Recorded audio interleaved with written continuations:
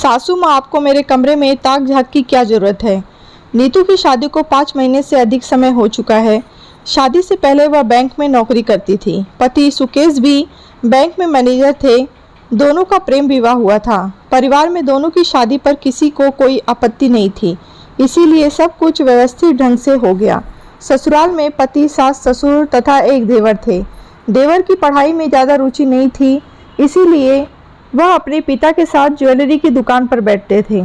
शादी से पहले ही नीतू ने कह दिया था कि वह नौकरी करती रहेगी, जिस पर सुकेश ने भी कोई आपत्ति नहीं उठाई थी और सास ससुर ने भी। शादी पर सुकेश और नीतू ने 15 दिन की छुट्टी 5th थी।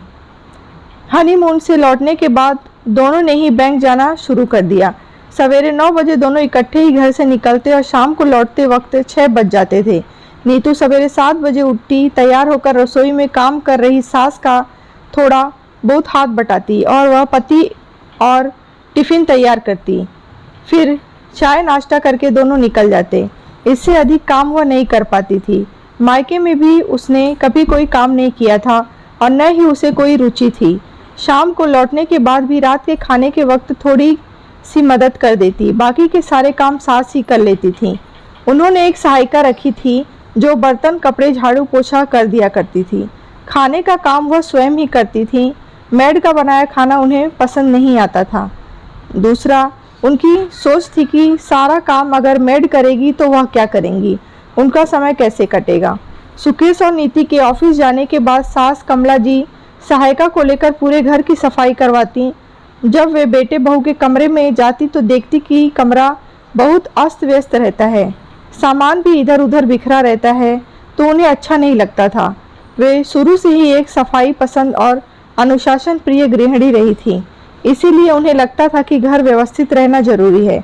हैरानी तो इस बात की हुई कि बिखरे सामान में ही सैनिटरी पैड और मेकअप की सामग्री होती, जिसे देखकर उन्हें हैरानी के साथ साथ बुरा भी लगता। इतनी लापरवाही भी कोई करता है। नीतू को शुरू से ही घर के कामों में कोई रुचि नहीं थी। पहले माँ ही सब काम कर लेती थी, फिर भाई की शादी हो गई तो सास ससुर बहू मिलकर सब काम निपटा देते थे। नीतू पर कोई जिम्मेदारी नहीं थी, इसीलिए उसने काम करने में भी कभी दिलचस्पी नहीं दिखाई। अपने कमरे को भी वह अस्त व्यस्त ही छोड़कर बैंक चली जाती थी। पीछे से भाभी या माँ ही उसके कमरे को ठीक करते थे। अब ससुराल में यह काम तो सास नहीं करेगी ना, सहायिका को कहकर थोड़ी सी सफाई जरूर करवा देती थी। अगले दिन देखती तो कमरे को फिर से वही हाल होती। धीरे धीरे उन्हें कुछ बुरा लगने लगा। इतनी शिक्षित और परिपक्व होने के बाद अपने कमरे को साफ व्यवस्थित रखना तो बहू का काम है। क्या बिखराव, अस्त व्यस्त कमरा देखकर उसे कुछ अड़चन उलझन नहीं होती। छुट्टी के दिन वह देखती कि बहू आराम से सोकर उठती, फिर चाय नाश्ते के बाद मोबाइल पर लंबे समय तक बातें करती रहती। खाना बनाने के वक्त सास को कुछ मदद कर देती, लेकिन अपने कमरे की सफाई पर उसका विशेष ध्यान नहीं होता था। कमला जी सोचती बहू को कुछ कैसे समझाया जाए कि अपने बेडरूम को व्यवस्थित साफ रखना चाहिए। एक दिन सवेरे बेटे के कमरे के पास से गुजरते हुए कमला जी ठहर गईं। अंदर से कुछ जोर से बोलने की आवाज़ आ रही थी। सुकेश नीतू से कह रहा था, मेरी टाई नहीं मिल रही है, तुम हर चीज़ ठिकाने क्यों नहीं रखती, कहीं भी कुछ भी सामान रख देती हो और फिर वक्त पर नहीं मिलता, थोड़ा व्यवस्थित क्यों नहीं रखती। मुझसे जितना होता है उतना तो कर रही हूँ, आप भी तो अपने सामान को सही जगह पर रख सकते हो, कहीं भी इधर उधर रख देते हो, फिर मुझ पर ही दोष लगा रहे हो।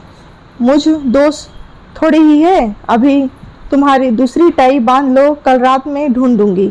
नाश्ता करके और टिफ़िन लेकर दोनों ऑफिस चले गए। कमला जी सोच रही थी सुकेश को भी शुरू से ही व्यवस्थित रहने की आदत है, उसे भी बिखरा हुआ घर अच्छा नहीं लगता, लेकिन पत्नी को शायद कुछ बुरा ना लग जाए इसीलिए चुप रहता है, इसीलिए वह भी लापरवाह होती जा रही है। मुश्किल से 1 हफ्ता भर ही बीता था कि कमला जी को फिर बेटे बहू के जोर से बोलने की आवाज़ आई। सुकेश कह रहा था, नीतू बाथरूम में कैसी दुर्गंध आ रही है, तुम्हें नहीं लगी? थोड़ा तो सफाई की तरफ ध्यान दे सकती हो, काम तो मेहरी ही करेगी, लेकिन काम कराना तो हमारा फर्ज है ना। तुम मम्मी को कहकर जा सकती हो कि बाथरूम की सफाई करवा लें, एयर फ्रेशनर डाल दें। छुट्टी के दिन खुद ही अच्छे तरीके से सफाई कर दो। अब इतना काम तो कर ही सकती हो ना, सब कुछ मम्मी थोड़ी करेंगी। अब क्या मैं बाथरूम धोने बैठ जाऊं? मुझसे नहीं होते ऐसे काम, नीतू चिढ़कर बोली। कमला जी ने निश्चय कर लिया, अब तो नीतू को बोलना ही पड़ेगा। अब तक वे लिहाज करती रहीं, लेकिन अब पानी सर से ऊपर न चला जाए। रात को जब वे खाना बना रही थी और नीतू मदद के लिए उनके पास आई, तो उन्होंने बड़े प्यार से उसे समझाते हुए कहा, बहू एक बात कहना चाहती हूँ, बुरा मत मानना। पति पत्नी की जिंदगी में उनका बेडरूम बहुत महत्वपूर्ण स्थान रखता है। उनके जीवन का एक बड़ा हिस्सा बेडरूम में बीतता है। वह स्थान जितना साफ सुथरा व्यवस्थित होगा, उसमें उतनी ही सकारात्मक ऊर्जा होगी। अगर हर चीज़ व्यवस्थित ढंग से निश्चित स्थान पर रखी जाए तो उसे ढूंढने में न तो समय व्यर्थ हो जाएगा और न चिकचिक होगी। जब समय पर कोई वस्तु नहीं मिलती तो कई बार नौबत झगड़े तक पहुंच जाती है। पिछले हफ्ते सुकेश टाई न मिलने पर झल्ला रहा था और आज बाथरूम की सफाई को लेकर तुम्हारे बीच बहसबाजी हो रही थी। उस दिन नीतू का मूड कुछ उखड़ा हुआ था। सास की बातें उसे चुभ गई। कुछ गुस्से से बोली, मम्मी जी आपको मेरे कमरे में ताक झांक की क्या ज़रूरत है? मुझे जैसा ठीक लगता है रखती हूँ, आपको क्यों आपत्ति है? आप घर के दूसरे कमरों की सफाई करवाइए, मेरा कमरा मैं खुद देख लूँगी। कमला जी को बहू की बातें सुनकर बहुत दुख हुआ।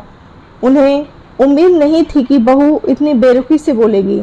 इतने प्यार से समझाने के बाद भी उसे सास की बातों से मिर्ची लग गई।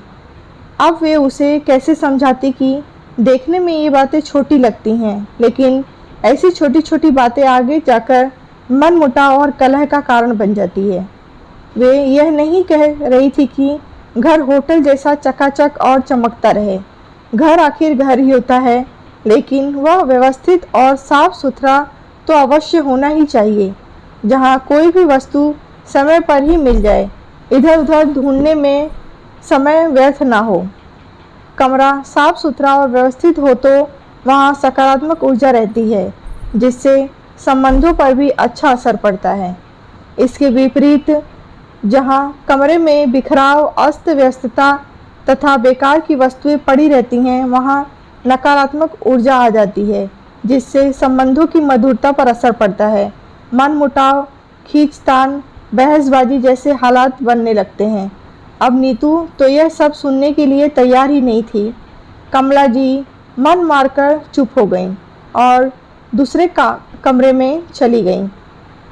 रविवार के दिन चाय नाश्ते के बाद कमला जी ने देखा कि नीतू पति के साथ मिलकर अपने कमरे की सफाई कर रही है। उन्हें थोड़ा आश्चर्य भी हुआ और उनके चेहरे पर मुस्कान भी फैल गई। चलो अकेली न सही, पति के साथ मिलकर कम से कम अपने कमरे की सफाई तो कर रही है। जैसे ही उसने कमला जी को वहाँ से जाते देखा, उनके पास आई और बोली, मम्मी जी सॉरी, उस दिन मैंने आपको साथ कुछ बेरुखी से बात की। असल में उस दिन मैं बहुत टेंशन में थी तो गुस्से में गलत बोल गई। आपने कुछ गलत नहीं कहा था, लेकिन अपने तनाव और ईगो के कारण मैं भी क्रोधित हो गई। आगे से आपको कोई शिकायत नहीं मिलेगी। वह सोचने लगी, शुक्र है सासू माँ ने प्यार से समझाया, जली कटी नहीं सुनाई, वरना कई सासें तो बहुओं को खटिया खड़ी कर देती हैं। कमला जी को अपनी बहू पर ढेर सारा प्यार उमड़ आया, जिसने उनकी बातों को गंभीरता से लेते हुए उस पर अमल करना शुरू कर दिया था। अपनी गलती स्वीकार करते हुए, समझदारी दिखाते हुए रिश्तों को मधुर बनाए रखा। कहानी आपको अच्छी लगी हो तो कहानी लाइक करें, शेयर करें।